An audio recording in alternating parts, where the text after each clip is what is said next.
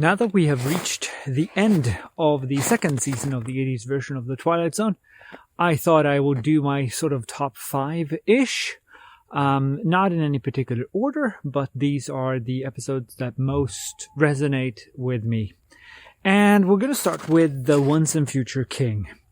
Both because it's about Elvis and some sort of alternate reality, and it's very Twilight-y-ish. But also because of the gorgeous production design with its split screens and its body doubles and its sort of, it makes sense sort of story. And I enjoy it a lot. So, The Once and Future King definitely belongs on my top 5 for this season.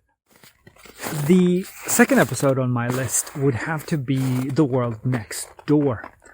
I find the alternative reality that he actually slips into to be very compelling and cute. It has a lot of interesting details to it, and how his home life is so perfectly mirrors all the things that he is missing and stuff that he really wants in the alternative world, and how he can change between them. It has some of the more interesting world building that you get in a 24-minute segment of TV.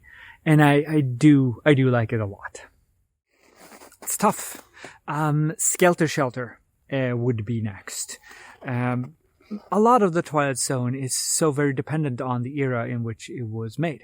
And the threat of thermonuclear exchange with the Russians was, of course, prevalent in the 80s. And this is a good take on it. It's a good take on the survivalist and prepper sort of mindset and the paranoia that comes with it. And somehow it still works in at this great piece of peacemaking and a bit of sci-fi. And it works. I like this episode a great deal. Next on the list would have to be The Toys of Caliban, because it has Richard Mulligan in it, and it's such a compelling, interesting piece of story. As I said in my commentary of it, I don't believe it is fully consistent with its own rules, but it does provoke a bunch of things, and you get the sense of wear and weariness and dread, and also the complete love that these parents have for their child. So it goes on the list.